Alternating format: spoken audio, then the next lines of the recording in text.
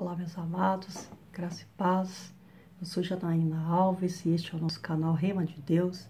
E eu estou aqui hoje para trazer uma palavra de Deus para a vida de vocês. Mas antes de ministrar essa palavra ao coração de vocês, gostaria de estar pedindo a vocês de se inscreverem aqui no canal.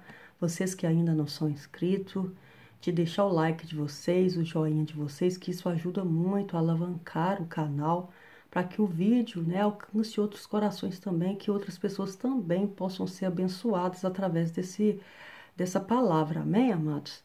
E a palavra que eu tenho para ministrar ao coração de vocês está lá em Mateus, no capítulo 17, do versículo 1 ao 9, que diz assim: 6 dias depois tomou Jesus consigo a Pedro e a Tiago e a João, seu irmão, e os conduziu em particular a um alto monte, e transfigurou-se diante deles, e o seu rosto resplandeceu como o sol, e os seus vestidos se tornaram brancos como a luz.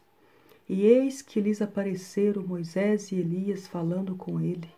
E Pedro, tomando a palavra, disse a Jesus: Senhor, bom é estarmos aqui. Se queres, façamos 3 tabernáculos, um para ti, um para Moisés e um para Elias. E estando ele ainda a falar, eis que uma nuvem luminosa os cobriu. E da nuvem saiu uma voz que dizia: Este é meu filho amado, em quem me comprazo. Escutai-o. E os discípulos, ouvindo isto, caíram sobre os seus rostos e tiveram grande medo. E aproximando-se Jesus, tocou-lhes e disse: Levantai-vos e não tenhais medo. E erguendo eles os olhos, ninguém viram senão unicamente a Jesus. E descendo eles do monte, Jesus lhes ordenou, dizendo: A ninguém conteis a visão, até que o Filho do Homem seja ressuscitado dos mortos. Glória a Deus. Aleluia.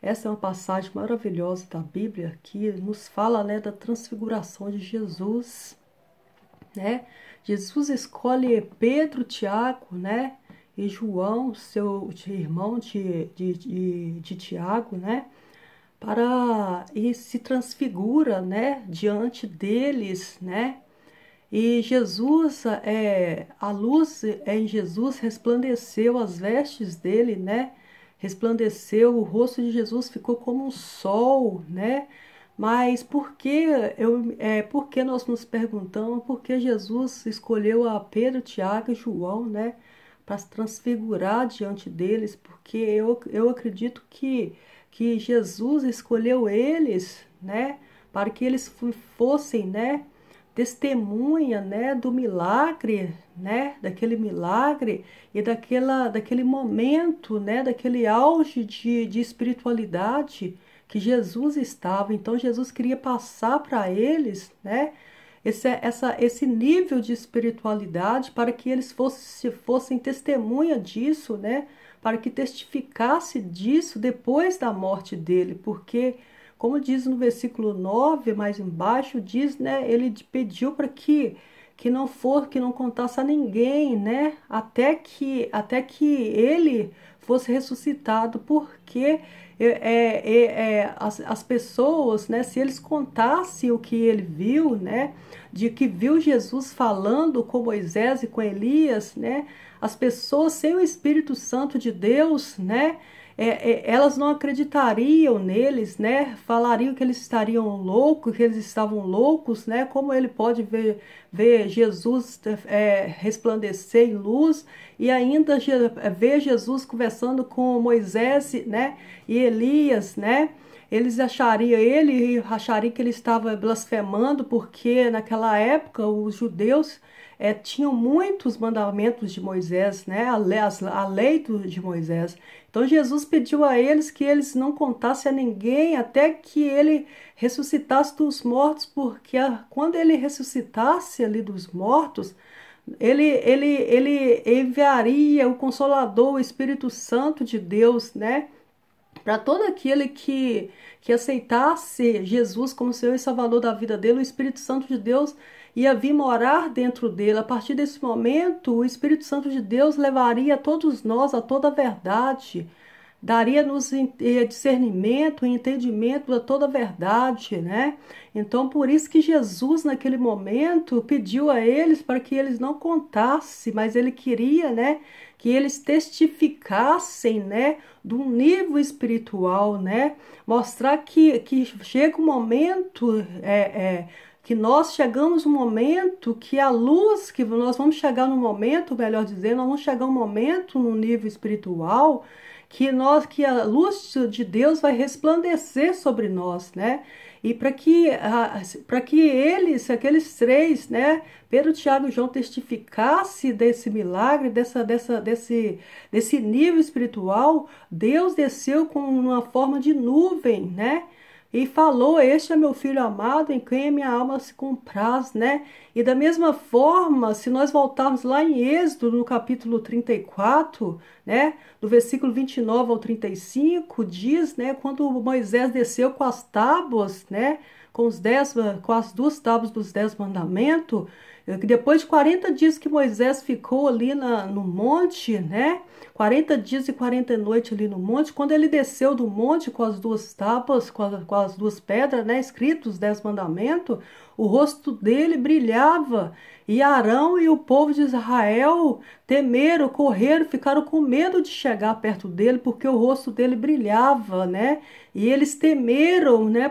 Eles temeram porque aquilo ali era surreal para eles, né? Eles ainda não tinham o Espírito Santo de Deus, né? Que desse entendimento a eles para que eles estivessem no mesmo nível que Moisés estava, porque Moisés foi um escolhido de Deus para estar tirando o povo de Israel da escravidão, né, de Faraó, e levar eles à terra prometida. Ou seja, Moisés foi um homem escolhido por Deus, ungido por Deus. Então ele tinha essa intimidade com Deus, ele estava num nível espiritual muito alto, né? E toda vez que ele subia ao monte, Deus falava diretamente com ele. Então ele estava nesse nível espiritual muito grande. Então, depois de toda essa história, de todo o mandamento, toda a lei de Moisés, né, que se cumpria, Jesus então queria passar essa revelação, né, a Pedro, Tiago e João, para que eles testificassem desse nível espiritual. Então Jesus se transfigurou, né,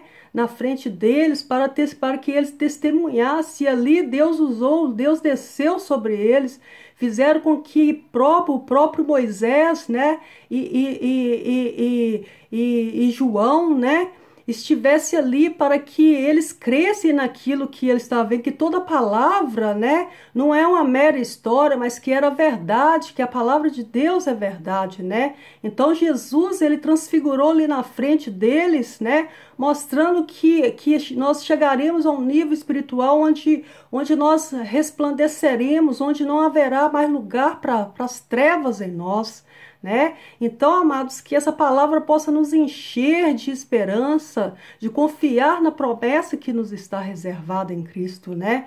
Igual tá lá em 1 João, né? Fala, né? Em 1 João, do capítulo 1, quer ver?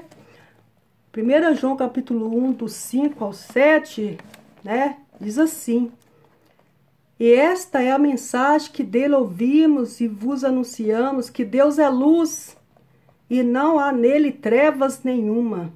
Se dissermos que temos comunhão com ele e andarmos em trevas, mentimos e não praticamos a verdade. Mas se andarmos na luz, como ele na luz está, temos comunhão uns com os outros. E o sangue de Cristo Jesus, seu Filho, nos purifica de todo pecado. Aleluia! A partir do momento que Jesus morresse, que ele ressuscitasse, né? Nós estaríamos recebendo, nós estaríamos entrando na luz, né? Através porque o nosso pecado ali estará sendo